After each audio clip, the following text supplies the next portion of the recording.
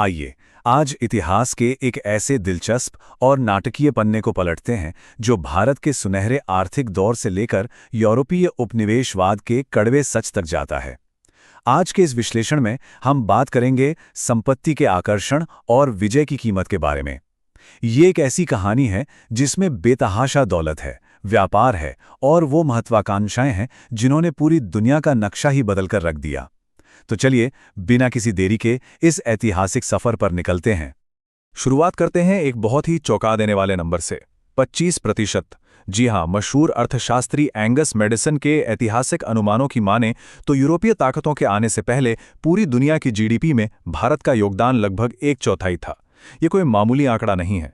इसका सीधा सा मतलब यह है कि उस वक्त दुनिया की कुल दौलत का एक बहुत बड़ा हिस्सा अकेले भारत के पास था, और इसी बेतहाशा दौलत ने दुनिया भर के व्यापारियों और खोजकर्ताओं को लंबी लंबी समुद्री यात्राएं करने पर मजबूर कर दिया था।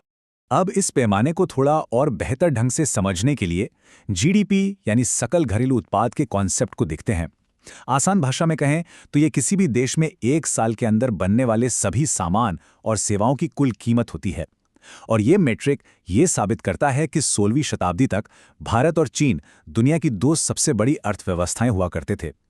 उस दौर के जो यूरोपीय यात्री यहाँ आए, उन्होंने अपनी किताबों में भारत को एक बेहद अमीर और फलने फूलने वाले क्षेत्र के रूप में लिखा। और ये अमीरी रातों रात नहीं आई थी, इसके पीछे बहुत बड़ी वजहें थी। तो आखिर वो क्या था जिसने भारत को इतना अमीर बनाया? दरअसल इसका राज छिपा था यहाँ की शानदार खेती और बेजोड़ कारीगरी में। मसाले, बेहतरीन क्वालिटी का कपास, कीमती हाथी दांत, चमचमाते रत्न, खुशबूदार चंदन, मजबूत सागौन की लकड़ी और दुनिया भर में मशहूर वुड स्टील। ये सब सिर्फ आम रोजमर्रा की चीजें नहीं थीं। उस जमाने में ग्लोबल मार्केट में इन चीजों की डिमांड आसमान छू रही थी, और इन्हीं बेशकीमती सामानों के व्यापार ने भारत को यूरोपीय ताकतों की नजरों में एक ऐसा खजाना बना दिया जिसे वो हर हार में पाना चाहते थे। और इसी खजाने की तलाश एक दिन कोझिकोड के पास कप्पाड़ के तट पर आकर रुकी। मई 1498 का वो महीना जब पुर्तगाली खोजकर्ता वास्को डी गामा ने पहली बार भारत की जमीन पर कदम रखा। इतिहास के पन्नों में ये कोई आम दिन नहीं था। इसी पल ने भारत में यूरोपीय उपनिवेशवाद की वो लंबी और जटिल नींव रखी जिसने आने वाले कई 100 सालों का इतिहास तय कर दिया। एक नए समुद्री रास्ते की इस खोज ने असल में पूरी दुनिया के लिए एक नए युग का दरवाजा खोल दिया था। लेकिन कहानी यहाँ एक बहुत ही खतरनाक मोड़ लेती है। अक्सर इतिहास में ऐसा होता है कि शुरुआत शांतिपूर्ण व्यापार से होती है, लेकिन फिर लालच सब कुछ बदल देता है। ऐतिहासिक स्रोतों के मुताबिक वास्को दी गामा का शुरुआत में स्थानीय राजाओं ने बहुत अच्छे से स्वागत किया था, पर उनकी आक्रामक नीतियां जल्द ही सामने आ गई। अपनी दूसरी यात्रा के दौरान, यानी सिर्फ 4 साल बाद ही हालात पूरी तरह बदल गए। भारतीय व्यापारियों को बेरहमी से पकड़ा गया, उन्हें प्रताड़ित किया गया और मार डाला गया। यहाँ तक कि कालीकट पर समंदर की तरफ से भारी बमबारी भी की गई। ये साफ तौर पे एक इशारा था कि अब व्यापार की जगह हिंसक कब्जा ले रहा है। पर ऐसा बिल्कुल नहीं था कि कोई जुल्म के खिलाफ आवाज नहीं उठा रहा था। भारत की तरफ से बहुत जबरदस्त विरोध हुआ। इसका एक बहुत बड़ा उदाहरण हमें दक्षिणी कर्नाटक के उल्लाल से मिलता है।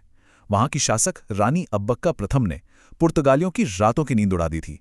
जब भी पुर्तगालियों ने उनके बंदरगाह पर कब्जा करने की कोशिश की, रानी ने आसपास के राजाओं के साथ मिलकर ऐसी शानदार रणनीति बनाई कि दुश्मनों के हर वार को नाकाम कर दिया। हालांकि बाद में उन्हें धोखे से पकड़ लिया गया और जेल में ही उनकी मृत्यु हो गई, लेकिन उनकी बहादुरी और कड़े प्रतिरोध की मिसाल इतिहास में हमेशा के लिए अमर हो गई। और ये विरोध की आग यहीं नहीं बुझी। उनकी उत्तराधिकारी रानी अब्बक्का द्वितीय ने इस जंग को एक अलग ही स्तर पर पहुंचा दिया।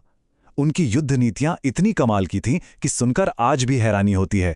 जरा कल्पना कीजिए, उन्होंने नारियल के खोल से आग के गोले बनाए और उन्हें पुर्तगाली नौसेना के जहाज़ों पर दागकर उनके कई जहाज़ों को राख के ढेर में बदल दिया। अपनी मिट्टी को बचाने के इस जज्बे और इन प्रेरणादायक कहानियों को आज भी कर्नाटक में यक्षगान नाम के पारंपरिक नृत्य नाटक के जरिए बड़े गर्व से याद किया जाता है। इस कड़े विरोध के बावजूद पुर्तगालियों की नौसैनिक ताकत लगातार बढ़ती रही। 1510 तक उन्होंने गोवा जैसे कई अहम बंदरगाहों पर अपना कब्जा जमा लिया था, और फिर उन्होंने समंदर पर राज करने का एक नया और बेहद सख्त तरीका निकाला जिसे काटाज कहा जाता था। असल में ये एक पास प्रणाली थी। आसान शब्दों में समझे तो अरब सागर से गुजरने वाले किसी भी जहाज के लिए पुर्तगालियों से एक परमिट खरीदना जरूरी कर दिया गया था। अगर किसी जहाज के पास ये काटाज नहीं होता था तो उसे वहीं समंदर में जब्त कर लिया जाता था। ये सिर्फ कोई टैक्स नहीं था, ये खुले समंदर पर अपना दबदबा और खौफ कायम करने की एक बहुत ही सोची समझी चाल थी। अगर हम औपनिवेशिक काल से पहले और पुर्तगाली दौर की तुलना करें तो फर्क बिल्कुल साफ नजर आता है। पुर्तगालियों के आने से पहले का व्यापार बहुत ही आज़ाद और दूर तक फैला हुआ था।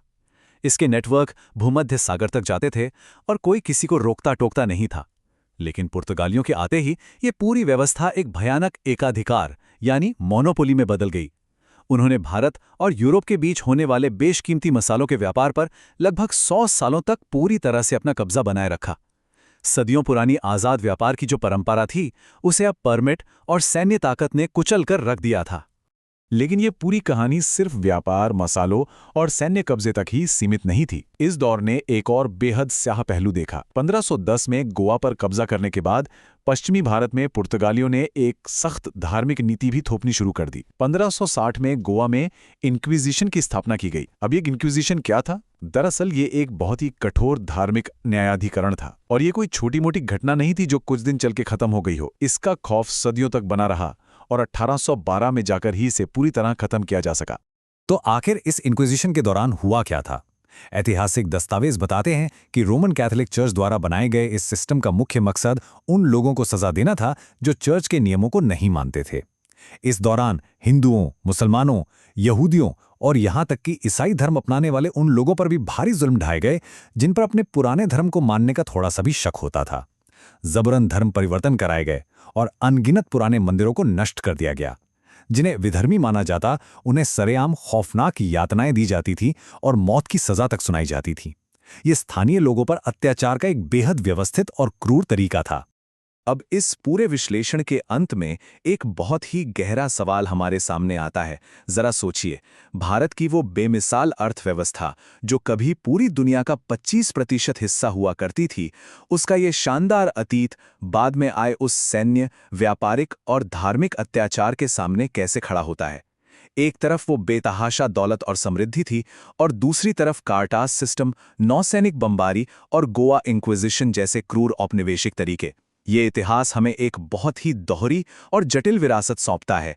ये हमें सोचने पर मजबूर करता है कि कैसे दौलत की चमक अक्सर विनाशकारी ताकतों को अपनी ओर खींच लेती है। तो इतिहास के इस बेहद दिलचस्प पहलू पर आपका क्या सोचना है? इस विश्लेषण में हमारे साथ जुड़ने के लिए बहुत बहुत धन्यवाद।